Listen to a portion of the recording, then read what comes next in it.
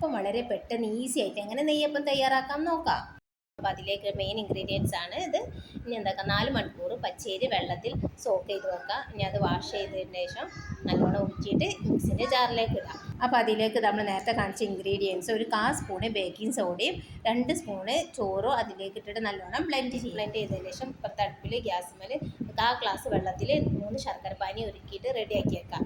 എന്നിട്ട് എന്താക്കുക, ഈ മിക്സ് ഇതിലേക്ക് ശർക്കര പാനി ഈ അടിച്ചു വെച്ചതിലേക്ക് പാർന്ന് നല്ല ഒരു നുള്ളു ഉപ്പ് ഇട്ടിട്ട് നല്ലോണം ഇളക്കി വെക്കുക.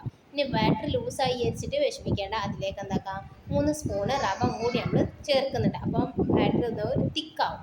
അപ്പോൾ അങ്ങനെ എന്താക്കാം, അത് ഒരു 5 മിനിറ്റ് അവിടെ ഒന്ന് റെസ്റ്റ് ചെയ്ത് വെച്ച് ചീഞ്ചട്ടി അടുപ്പത്ത് വെച്ചങ്ങാണ്ട് അപ്പോൾ അതിലേക്ക് ഓയിൽ വെച്ചിട്ട് അരക്കയിൽ മാവ് പാരാ. എന്നിട്ട് ഇതാ നെയ്യപ്പം ഇങ്ങനെ പൊള്ളി വരും. അപ്പോൾ വേഗം മറിച്ചിടാം. അപ്പോൾ അങ്ങനെ നമുക്ക് നല്ല രുചികരമായ നല്ല ക്രിസ്പി ആയിട്ടുള്ള നെയ്യപ്പം തയ്യാറാക്കാം. പെട്ടെന്ന് എളുപ്പത്തിൽ തന്നെ നമുക്കിത് തയ്യാറാക്കാം.